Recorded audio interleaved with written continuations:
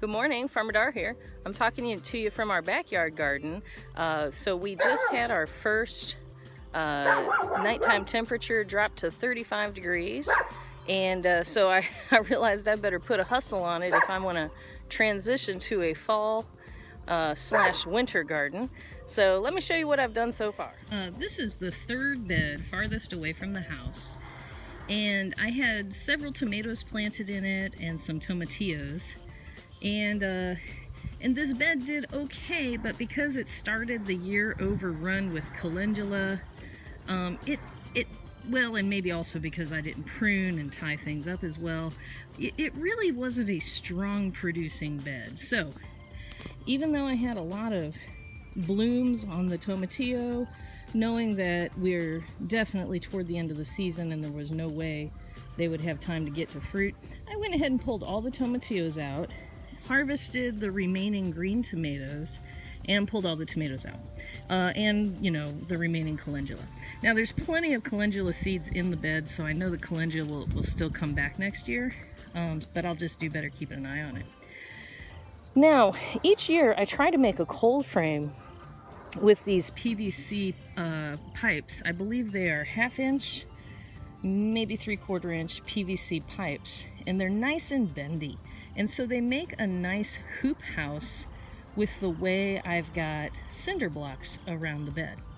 But there have been a couple of challenges, mostly because the cinder blocks have that airspace. They've been incredibly leaky.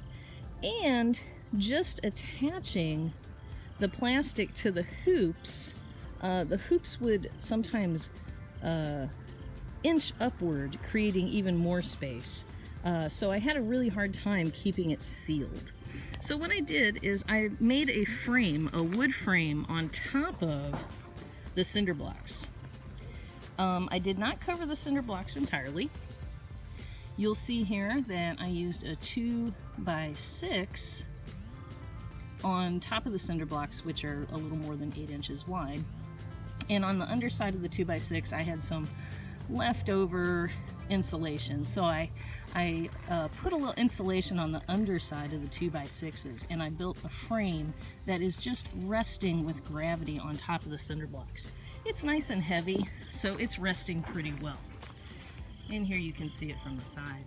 Now on top of that frame, I built a second frame with 2x4s. Now at some point I might actually make a hinged lid, but this year I was like, hey, keep it simple. I decided not to make a hinged lid because my usual wrapping of the hoops with plastic gives me a nice place right here to tuck the plastic. And I'm going to have the edges of the plastic stapled to some lathe strips. And so I think it'll be a lot easier. All right, so even though there is climate change, we are still having winters, folks.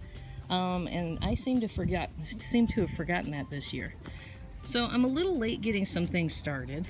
I had some starts for cabbage, lettuce, and maybe some Brussels sprouts. So I've planted those today. And I've also put some seeds in for kale corn salad, and spinach. So I've planted the entire bed, and now what I'm going to do is give it a nice watering and then construct the cover. Let's see how this goes.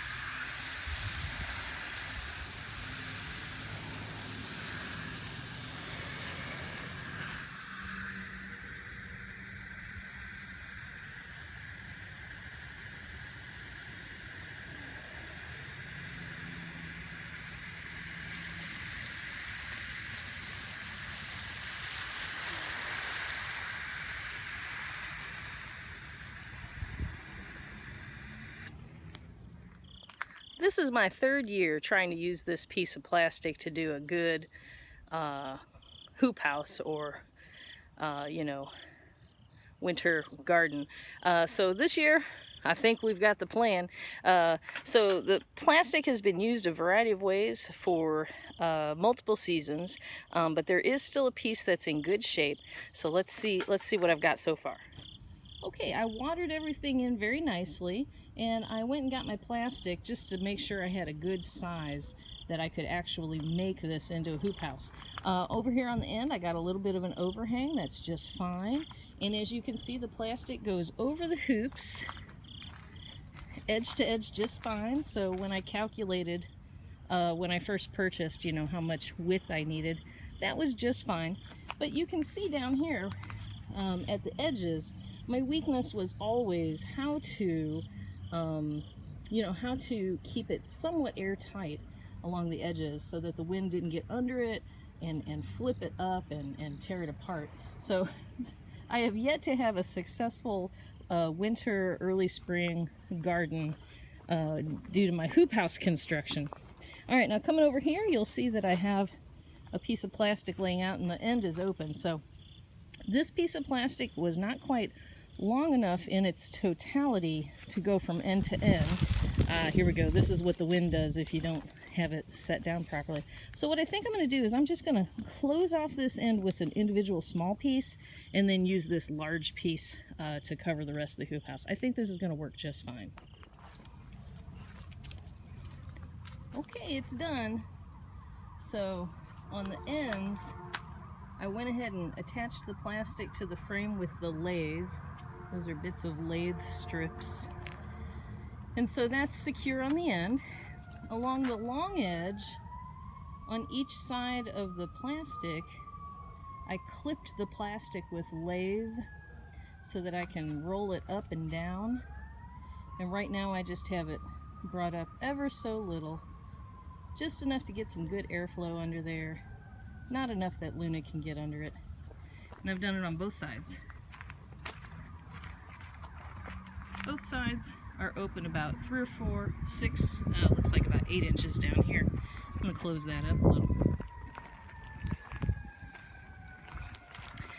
And it's real easy.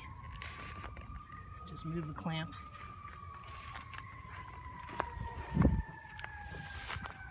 Alright, now on the end over here, I didn't have a long enough piece to bring this long end all the way down, so I had to wrap the end hoop permanently, and then this here will overlap. When I let the lathes down, I'll take the clips and I'll clip right here to keep it shut. And then along the edges here,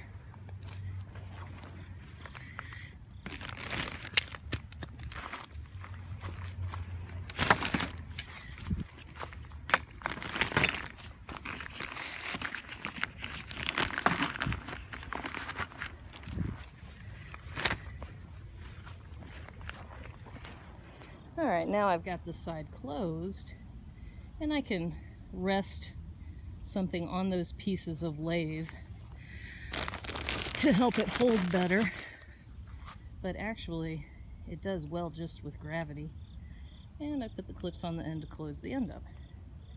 Alright, I'm going to open it back up though because it's sunny and 75 degrees out, and there's no reason to keep it closed. In fact, keeping it closed now could overheat the tender plants that I just planted. Okay, so thank you so much for watching our video, preparing a hoop house for a late fall winter garden. We've got it all set up. We'll give you lots of updates through the fall and early winter on how it goes, and if it doesn't go at all, you'll know about that as well. So each year, you know, we just improve a little bit, and here's this year's attempt. If you want to stay caught up with what's queer possible, feel free to subscribe. Katie just let me know that the pantry's a little bit low on beans, so expect a few canning videos to come pretty